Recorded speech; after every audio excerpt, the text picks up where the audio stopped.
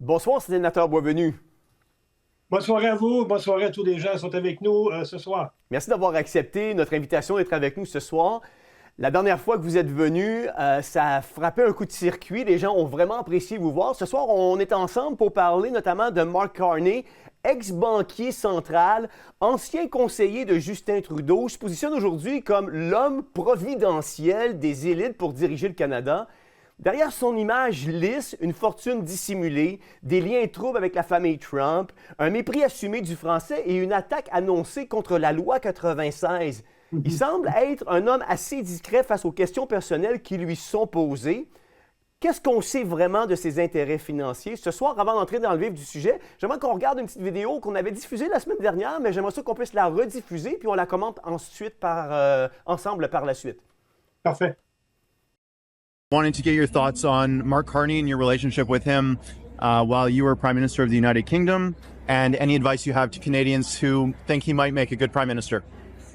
Well, Mark Carney was Governor of the Bank of England, and under his tenure, too much money was printed, which did damage to the British economy and put our economy off track. So I would strongly recommend not backing Mark Carney or his policies on net zero, which have been disastrous for Britain, would be disastrous for Canada. Climate change is an existential threat.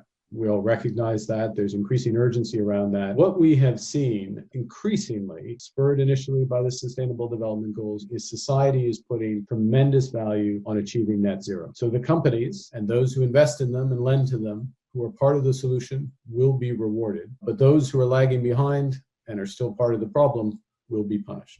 Monsieur Carney a ajouté le cofondateur de Century Initiative, l'initiative du siècle, à son association canado-américaine, voir c'est quoi le plan de marche, la stratégie contre les tarifs américains. Mais ce type s'appelle Mark Wiseman. Il fait partie du groupe de pression qui veut augmenter la population du Canada à 100 millions d'habitants d'ici 2100. Century Initiative is still perceived by some as only focusing on the goal of growing the population to 100 million by 2100. Et ce qu'il a écrit aussi, je le cite, 100 millions de Canadiens d'ici 2100 ne fait peut-être pas partie de la politique fédérale, mais elle devrait l'être, même si ça fait hurler le Québec.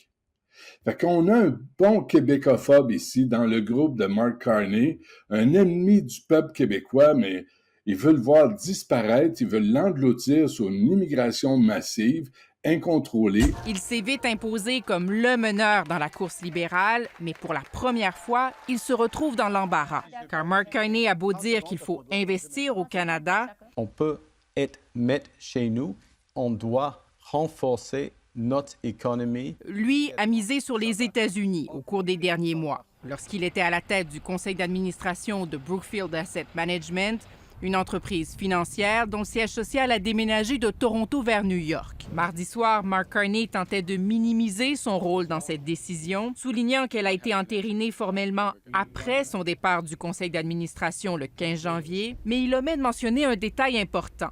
Dans une lettre qu'il a signée et envoyée aux actionnaires le 1er décembre, il recommandait le déménagement. Par écrit, Mark Carney se défend et souligne que les emplois n'ont pas été touchés avec cette relocalisation. Les changements rapportés sont de nature technique, dit son équipe. Les opérations canadiennes n'étaient pas affectées. À ce moment-là, il était redevable à ses actionnaires, ajoute ce ministre qui l'appuie. Mark Carney, un politicien inexpérimenté, est mis à l'épreuve, entre autres sur son passé d'homme d'affaires.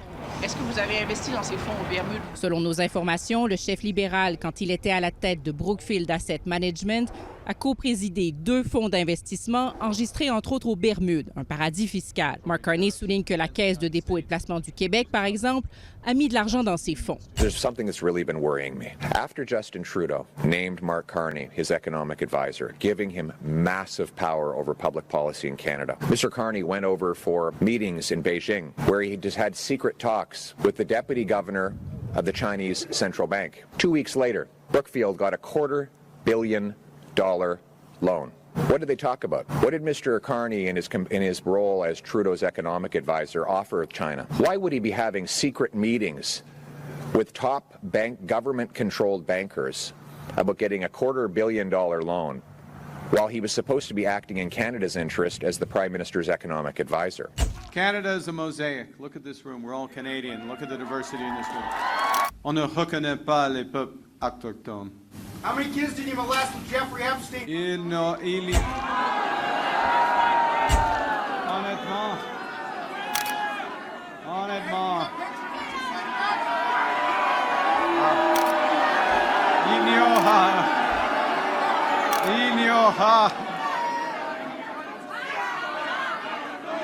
Il n'y aura.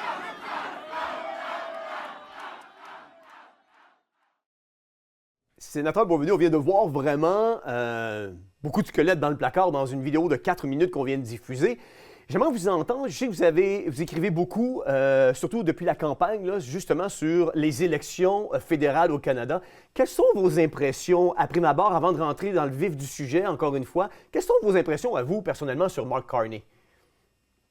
Je vous dirais, c'est une personnalité qui a été forgée par le Parti libéral pour la campagne électorale, au même titre que les démocrates aux États-Unis ont forgé la personnalité de Mme Harris pour affronter Trump. On est dans le même, je dirais, dans la même stratégie. Oui.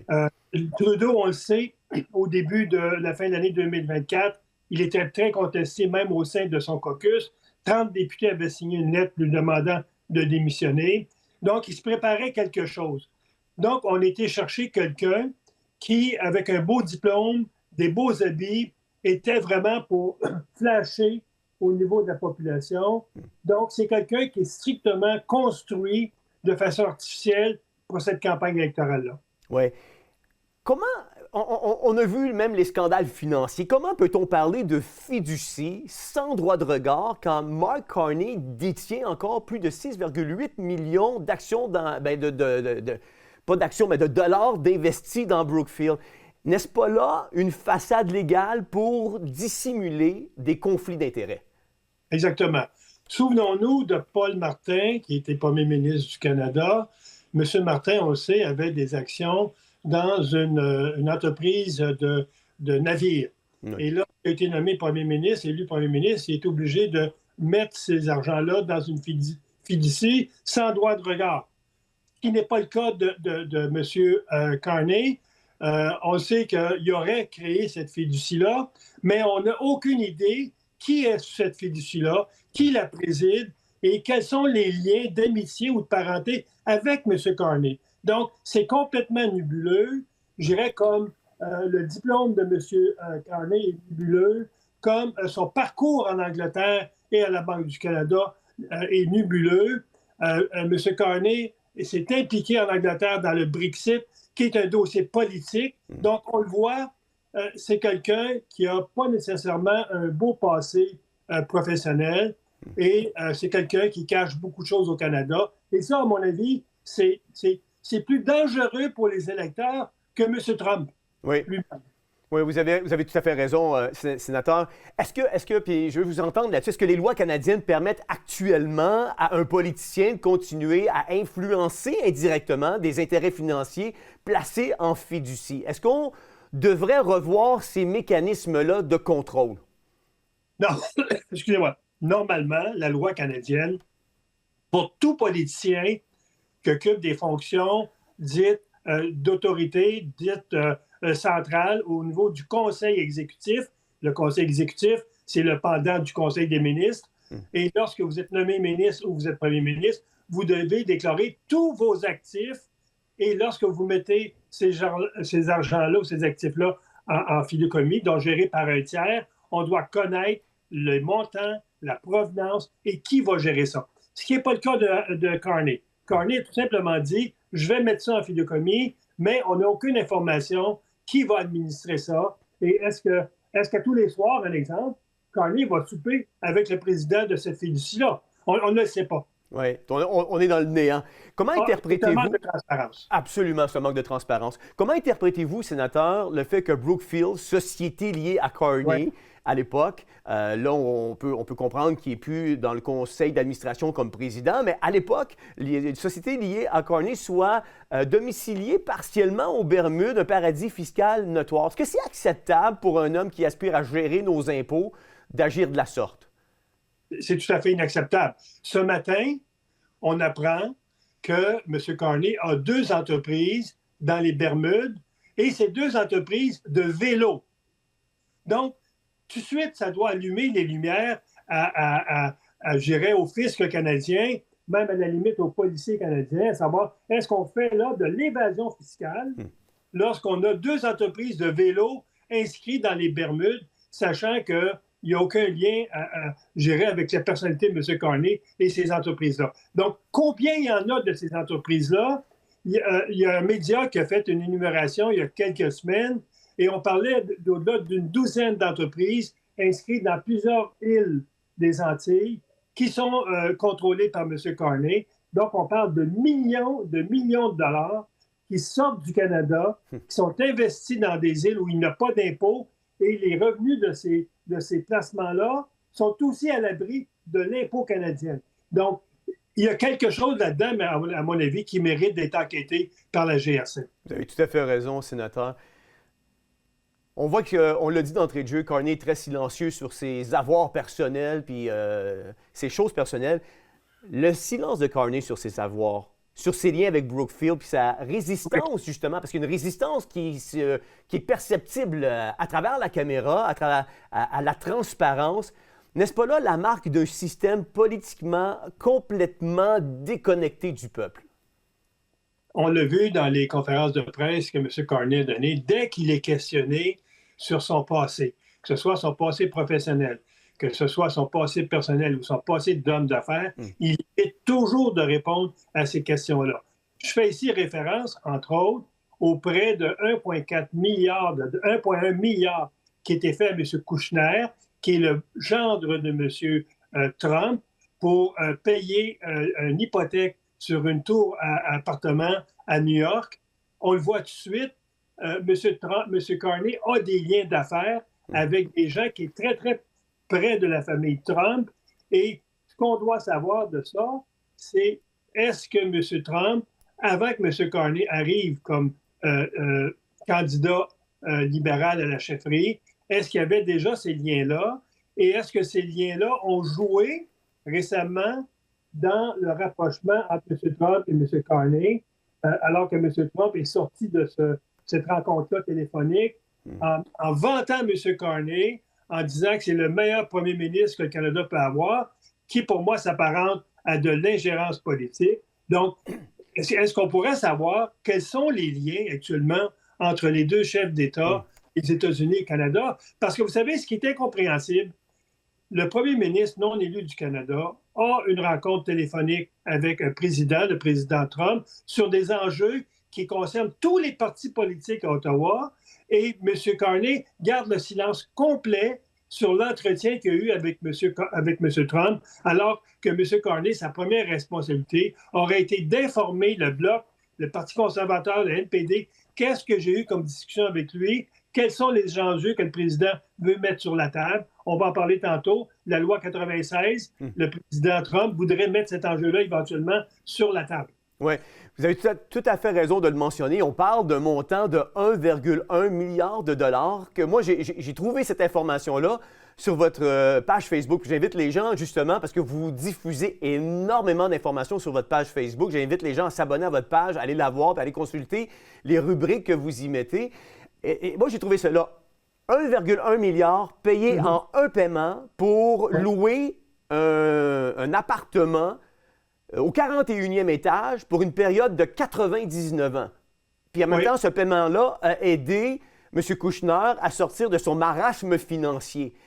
Il y a quelque part des choses qui méritent, des questions qui méritent d'être répondues selon moi, mais nonobstant ça, c'est quoi la gravité selon vous, sénateur, du refus répété de Brookfield de collaborer avec le Sénat américain dans cette enquête sur l'implication du Qatar? Y a-t-il là une matière à ingérence? Vous amenez un sujet très, très sensible. Le Qatar, on le sait, a des liens ou avait des liens avec ce fonds-là. On sait aussi que le Qatar, on l'a appris dernièrement, subventionne des universités américaines pour encourager des groupes anti-israéliens de manifester publiquement, des groupes qui appuient le Hamas. Donc, on le voit, le Qatar est en lien direct avec ces groupes je dirais, d'extrémisme islamique. Et de savoir que le Qatar est aussi derrière cette entreprise-là qui était gérée par M. Carney, c'est très inquiétant pour le Canada. Et surtout, c'est encore là un signe de manque de transparence parce que M. Carney ne veut pas du tout parler de son implication. Et aussi, il ne faut pas oublier, c'est cette entreprise-là qui a déménagé son siège social à Toronto quelques semaines avant que M. Carney décide d'embarquer dans la course à la chefferie libérale. M. Carney avait dit non, je n'étais plus président du conseil d'administration à la mi-octobre lorsqu'il a pris sa décision d'entrer en politique au Canada, alors que la lettre confirmant le départ du siège social, elle date du 1er décembre. Encore là, M. Carney s'est enfargé dans ses mensonges, et ça, c'est très inquiétant pour le Canada. Oui, tout à fait. Puis vous avez raison, déménager son siège social de Toronto à New York, soit dit en passant, puis tout ça, ça a été signé le 1er décembre. Puis venez pas me faire à croire que le 1er décembre, il ne le savait pas qu'il était déjà pressenti à être le prochain chef du Parti libéral du Canada. Et vous savez le culot qu'il a eu de répondre lorsque la question lui était posée. Oui, mais il n'y a pas d'emplois qui ont été touchés. Depuis quand on va déménager un siège social sans déménager les ressources humaines qui y travaillaient? C'est tout à fait incohérent la réponse qu'il a donnée. Ouais, je pense que poser la question, c'est même d'y répondre. Sénateur, si Carney entretient des liens aussi étroits avec la famille Trump, pourquoi les médias libéraux canadiens n'en parlent-ils pas? Et si ça avait été Pierre Poilievre qui aurait été dans cette situation-là, je pense que ça aurait été... On aurait crié... du moins je cherche le nom, les médias libéraux auraient crié au scandale si ça avait été Pierre Poilievre qui avait été dans cette situation-là. Écoutez, je suis convaincu que les médias conventionnels, particulièrement Radio-Canada, on sait que Radio-Canada a un parti pris pour M. Carney parce que Pierre Poilievre avait annoncé qu'il couperait au niveau de la CBC, mais qu'il maintiendrait Radio-Canada intégralement. Donc, on le sait, Radio-Canada est en mission pour faire la promotion de M. Carney. Ça, c'est clair et net. L'autre élément qui est très inquiétant, c'est qu'il y avait deux débats qui sont toujours eu lieu au Canada, le débat à Radio-Canada et le débat à TVA. Parce que c'est deux clientèles totalement différentes. Le débat à TVA, c'est un débat québécois sur des enjeux québécois, alors que le débat à Radio-Canada, c'est un débat sur des enjeux nationaux. Et encore là, M. Carney a refusé de débattre à TVA parce qu'on le sait, M. Carney, sa connaissance du Québec, c'est presque zéro. C'est aussi zéro que la connaissance de la langue française. Donc, encore là, les médias ont justifié le refus de M. Carney de ne pas participer à ce débat-là. Ça, c'est vraiment gênant pour un politicien qui n'est pas connu des Canadiens, qui est connu seulement que son père et sa mère, décide de refuser de débattre publiquement des enjeux qui sont spécifiques au Québec. Ça, c'est très, très gênant. Et je ne comprends pas que le Québec, aujourd'hui, il y aurait presque 40 députés libéraux. Je ne comprends pas le Québec d'avoir... se soit réfugié au niveau d'un inconnu qui pourrait devenir chef du gouvernement canadien. Vous venez de l'évoquer, son problème avec le français et tout ça. Mark Carney a lancé sa campagne sans dire un mot en français. Qu'est-ce qu'on doit comprendre d'un chef de parti national qui, en 2025, considère encore le français comme étant une option? Je vais vous donner... Tantôt, j'ai parlé de Mme Harris. Je vais vous faire le parallèle entre Mme Harris et M. Carney. Lorsque les libéraux ont vu qu'on avait tassé M. Biden aux États-Unis pour affronter M. Trump, les libéraux canadiens ont dit « OK, on va regarder comment ça va aller », ils se frottaient les mains. Et là, ils ont vu que Mme Harris avait monté dans les sondages. Et c'est là que les libéraux ont commencé à travailler, à magouiller pour tasser M. Trudeau. Par contre, Mme Harris a fait une erreur. Elle n'a pas arrêté de parler. Et plus elle parlait, plus elle descendait dans les sondages. Ce que les libéraux ont décidé, c'est oui, on va mettre M. Harris devant les caméras parce qu'il est connu de personne. Les gens vont se réfugier vers lui parce qu'à cause de M. Trump, les gens ont peur de ces surtaxes-là, etc., etc. Et ce qu'ils ont dit à M. Harris, à M. Carney, excusez-moi le lapsus, vous allez garder silence. Donc, le Parti libéral s'organise actuellement pour que M. Carney parle le moins possible parce qu'à chaque fois qu'il parle, il se met les pieds dans la bouche comme il l'a fait pour la loi 21, la loi 96, comme il l'a fait pour la Polytechnique.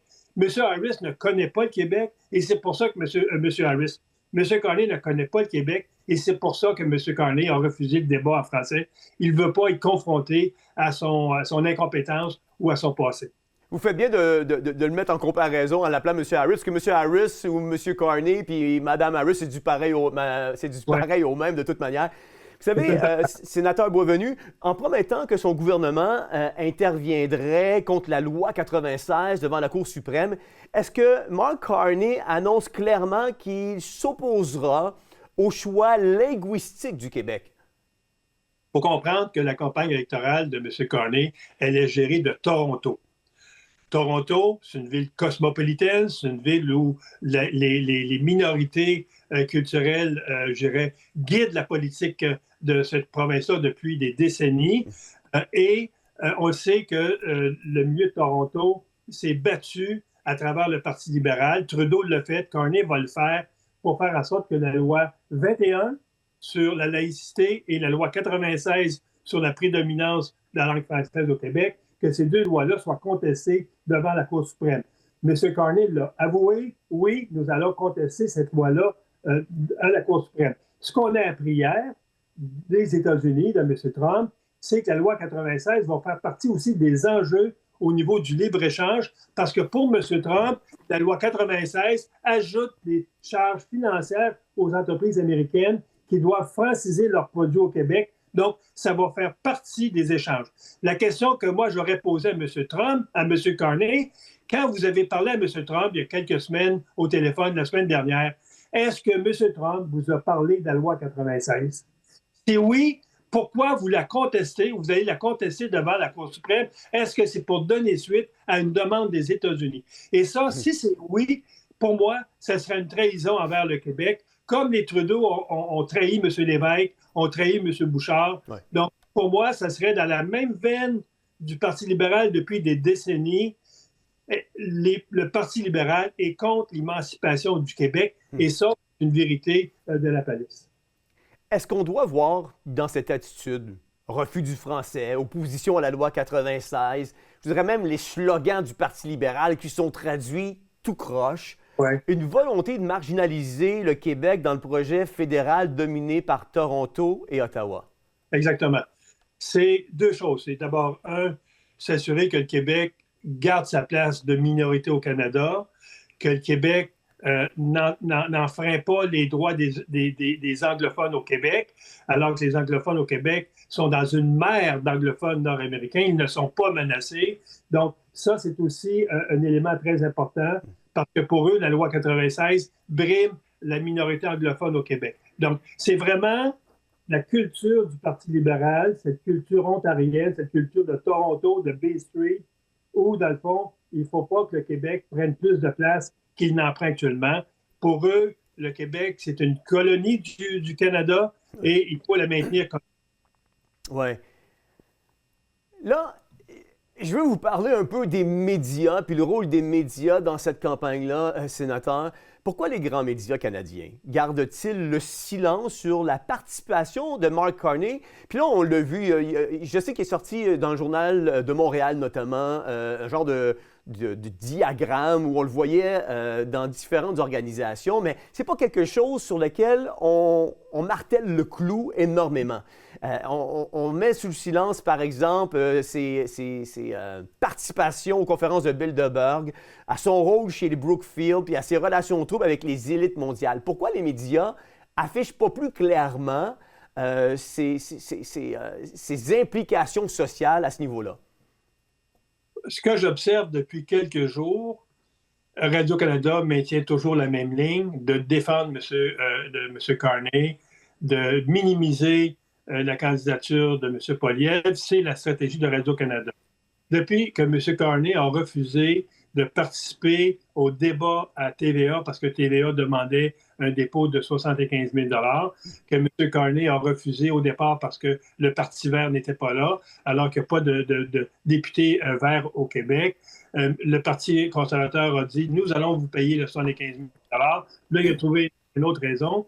Donc, ce qu'on observe depuis quelques jours, c'est que TVA, qui a pris très mal cette décision-là de M. Carney, commence à gratter.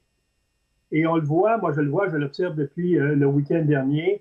Là, TVA maintenant sort de l'information sur le passé de M. Carney et TVA a pris une certaine distance.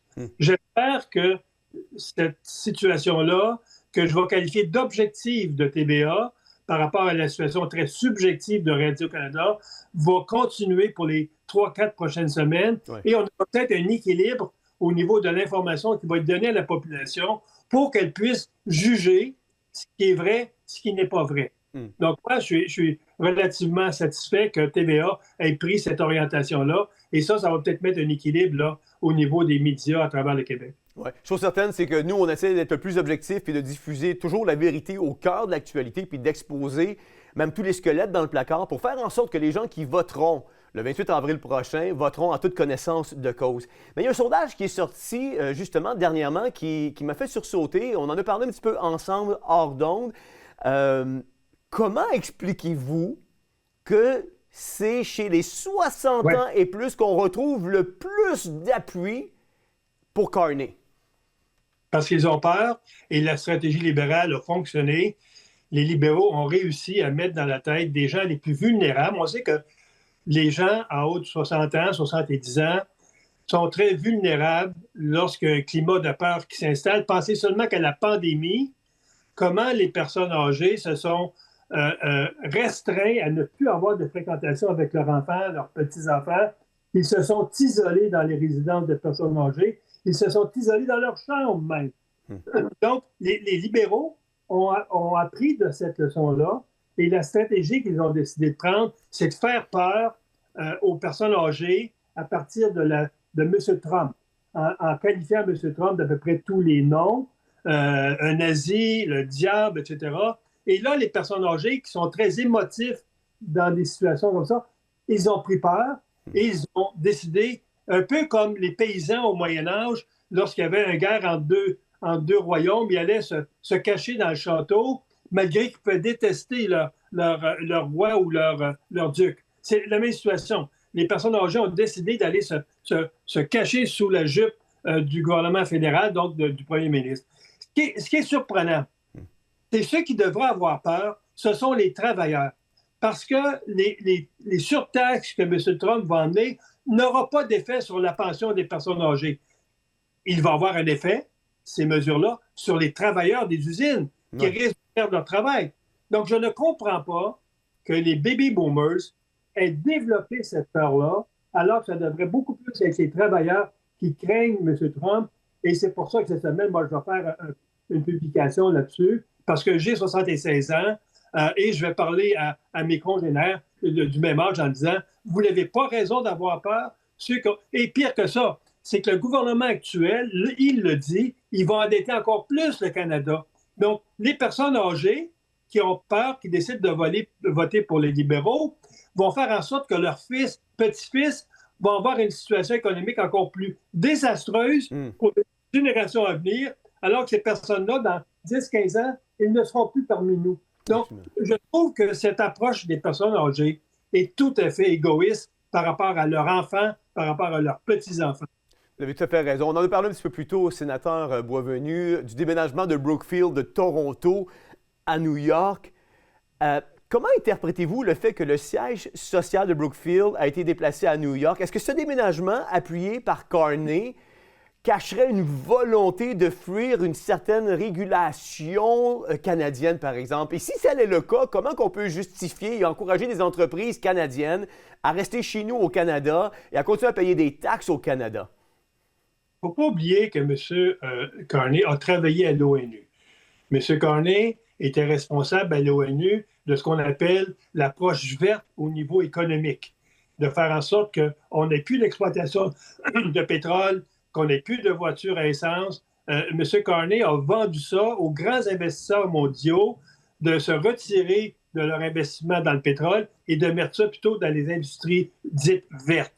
M. Carney avait une certaine influence à New York et je pense que s'il a décidé de déménager son siège à New York, c'est parce qu'il y avait des hauts financiers internationaux qui l'ont influencé pour ramener le plus possible de ces sièges-là à New York, qui est beaucoup plus sur le plan de la renommée, beaucoup plus, je dirais, visible qu'un siège social au Canada. Ouais. Donc, c'est dans ce sens-là que M. Carney a été carrément influencé de sacrifier des emplois à Toronto, sacrifier aussi des revenus pour le gouvernement du Canada pour les amener aux États-Unis.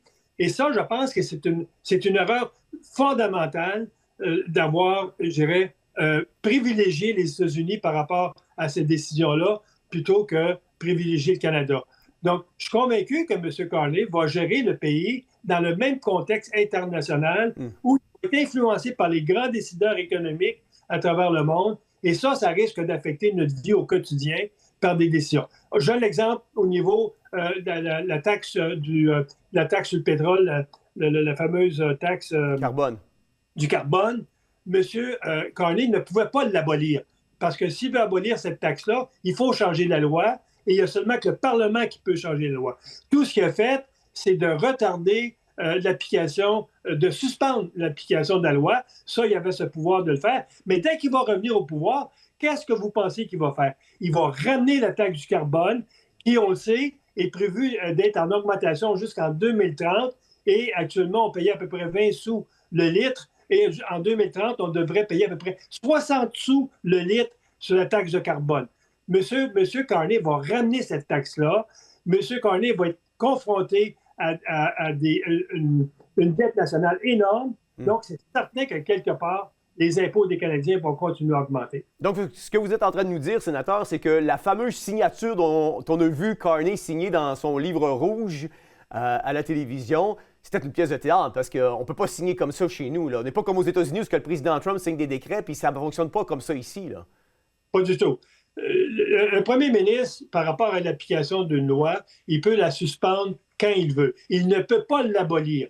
Il y a seulement que le Parlement qui peut le faire parce que c'est le Parlement qui l'a adopté. Mais le premier ministre peut décider, dans un contexte particulier, moi, je suspends cette taxe-là. Et si M. Carney le fait, c'est pas parce que tout à coup, il était sensible aux travailleurs, aux gens qui conduisent l'auto. Il l'a fait strictement pour améliorer son image dans une campagne électorale. Ça n'a rien à voir avec les travailleurs et les Canadiens. Sénateur, est-ce que c'est normal qu'un homme aussi puissant, aussi connecté aux sphères de l'élite financière mondiale, aussi éloigné des réalités canadiennes, devienne le premier ministre du Canada?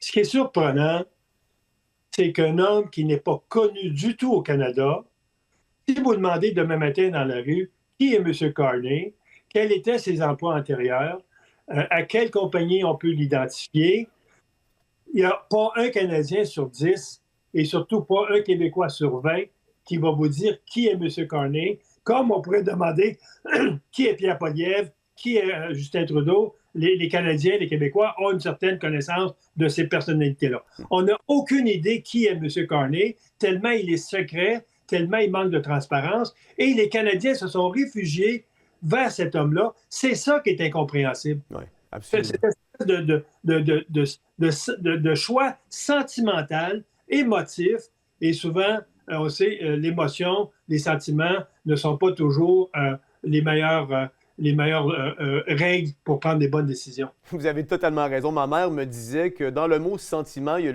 y a sentiment. Il y a le mot mentir à la fin. Donc, il faut être capable de discerner entre nos sentiments puis la réalité, puis le spectacle qu'on veut nous exposer pour essayer de nous influencer à prendre une décision qui serait peut-être contraire si on avait fait preuve d'un peu plus de rationalisme. En fin de compte, sénateur, Mark Carney n'est-il pas l'incarnation d'un pouvoir globaliste imposé au peuple par les élites financières et médiatiques? Exactement. Il est ce que vous venez de décrire, mais il est aussi dans la même continuité que M. Trudeau. Les deux premiers conseillers que M. Carney a nommés, c'est l'ancien ministre de la Justice, M. Lametti, et l'ancien ministre de la Sécurité publique, qui était nommé comme conseiller. Deux ministres qui ont fait en sorte que les règles du jeu au Canada soient l'avantage des criminels plutôt que des victimes. Et tout son cabinet que M. Carney a nommé, 87 % étaient des anciens ministres sous Justin Trudeau. Donc, c'est dans la même continuation que l'ancien gouvernement Et c'est là-dessus que la population devrait prendre une décision. Est-ce que les 10 ans de Trudeau, on va continuer encore 4 ans avec M. Carney, qui va être dans la même veine au niveau des dépenses, dans la même veine au niveau de l'influence des grands financiers internationaux sur le Canada? C'est ça que la décision qui devrait être prise dans cette élection-là. Beaucoup plus que juger la qualité des habits de M. Carney, puis juger de son apparence et son diplôme. Son image. Écoutez, je vous lance une dernière question en terminant, parce qu'on n'en a pas parlé, vous et moi, mais vous parliez de nomination. La nomination de Mark Wiseman au sein de son équipe, un homme qui désire 100 millions d'immigrants d'ici 2100, c'est à peu près 75 ans d'ici, c'est énorme. Comment vous entrevoyez cette décision-là, puis comment vous envisagez 100 millions d'immigrants qui rentreraient au Canada d'ici 2100? C'est une très bonne décision pour le Canada, une très mauvaise décision pour le Québec. Et je m'explique. Le Québec a une capacité, je dirais, donnée, une certaine capacité d'intégration des nouveaux immigrants qui souvent ne parlent pas français, donc il faut les intégrer chez nous. On ne peut pas recevoir, un exemple, doubler notre population d'ici 20 ans. Donc, ce 100 millions-là, il y aurait à peu près 20 millions qui viendraient au Québec, sur une population actuellement de 10 millions, c'est de condamner le Québec à devenir la Louisiane du Nord. Je l'ai écrit dans un de mes posts, on va condamner le Québec à représenter à peu près 10 % de la population canadienne, si ce 100 millions-là est atteint, et on va condamner le Québec à être une Louisiane. On va devenir, je dirais, une grande Louisiane, mais un petit milieu francophone qui va être folklorique, si je prendrais l'expression, où la majorité des gens au Québec vont parler anglais et où l'usage de la langue française va se faire à l'intérieur des familles, mais il ne se fera plus dans les commerces, il ne se fera plus dans la rue. C'est ça que ce 100 millions-là condamne le Québec à devenir la Louisiane du Nord. Mais ce qui est vrai pour le Québec est également vrai pour le reste du Canada, parce que s'il y avait 100 millions qui rentreraient à travers le Canada d'ici 2100, ça viendrait noyer à quelque part nos origines, qui on est. Parce que plus on agrandit la masse d'immigrants, plus on dilue qui on est Canadien d'origine, là, de souche. C'est déjà cette situation-là en Ontario. Tout le sud d'Ontario, dans le fond, maintenant, il y a plus d'Ontariens d'origine qui proviennent de l'immigration que de la population autochtone. Dans le fond, quand je parle d'autochtones, des gens qui sont nés en Ontario. Et ça, c'est certain que si on atteint 100 millions de population dans pas beaucoup de temps, on parle de 70 ans, ça va dénaturer le Canada tel qu'on le connaît.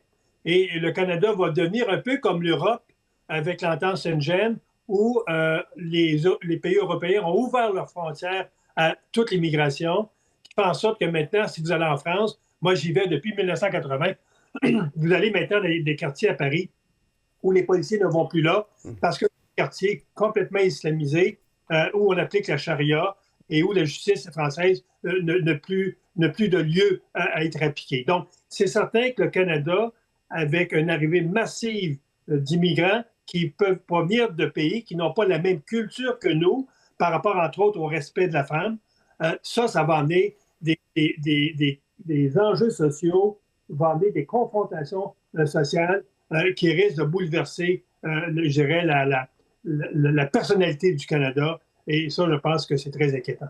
Monsieur sénateur Beaulieu, merci beaucoup d'avoir été avec nous pour répondre à nos questions aujourd'hui. C'est vraiment apprécié. J'invite encore une fois les gens à aller sur votre page Facebook de vous suivre. Vous frappez souvent des coups de circuit en matière de visibilité suite aux articles que vous écrivez. Je remercie le bon Dieu de vous avoir mis sur cette terre pour nous emmener à ces réflexions-là, justement, surtout dans un temps aussi important où il y a des enjeux qui sont cruciaux, qui se jouent présentement sur la scène fédérale dans cette élection-ci. Merci d'avoir été avec nous. C'est moi qui vous remercie.